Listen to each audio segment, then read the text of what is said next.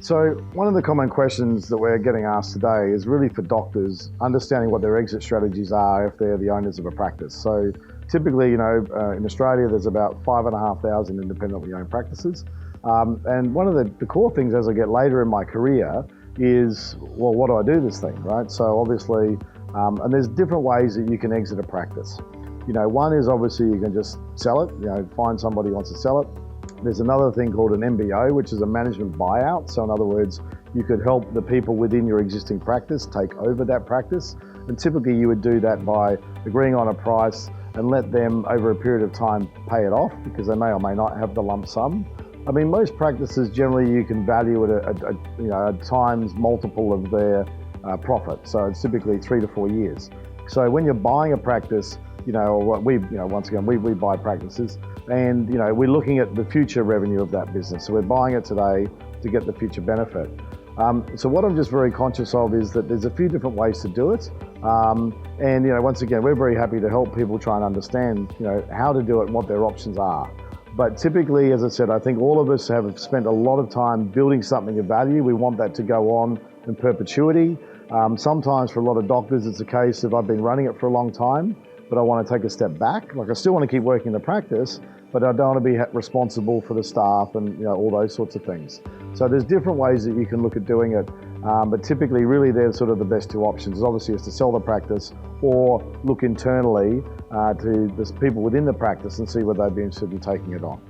So if you are looking to sell your practice and you're considering who you might do that with, there are probably a few important considerations you need to be mindful of. So firstly, I think like anything, if you're going to sell a practice, particularly if you're going to be staying on, which is typically their expectation. If someone was to buy your practice, as I said, we're buying your future performance, so we probably would want you to stay around. So the number one thing is you have to be very comfortable with the organization or people that you're selling your practice to, right? I mean, as you would know, like in a business partnership, it's like being married to someone, right? You just wouldn't marry just anyone, because obviously it probably is going to turn out to be a disaster. So do a lot of homework and research, have dinner with, all of those sorts of things, and be very comfortable that their core values and your core values are aligned. Because if you do sell it just to anyone and you find out that they're obviously got questionable motives and those sorts of things, it's going to be a very ugly 3 or 4 years you have to stay on whilst you're in that particular process. The other part obviously to consider is how you're going to be paid. So some methods that we get done, you might get a complete lump sum up front. Increasingly and generally what they would do is pay you a percentage now and then a percentage over time, because they obviously need you to and want you to hang around. And there's different models they do that. But as I said, you need to have some level of comfort and certainty.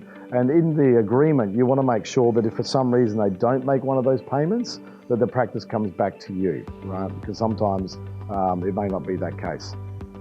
The other one is obviously just really then getting your staff and your team and everybody else also to embrace this change, right? So definitely making it clear to everybody that, I want to move on the stewardship of the practice, that you're doing lots of due diligence, make sure that that new incoming owner gets to come in and spend and explain who they are and what they do and everything else, so that everybody is comfortable that, once again, they're not going to be put in a situation where they're now going to have somebody who they don't know and or trust telling them what to do.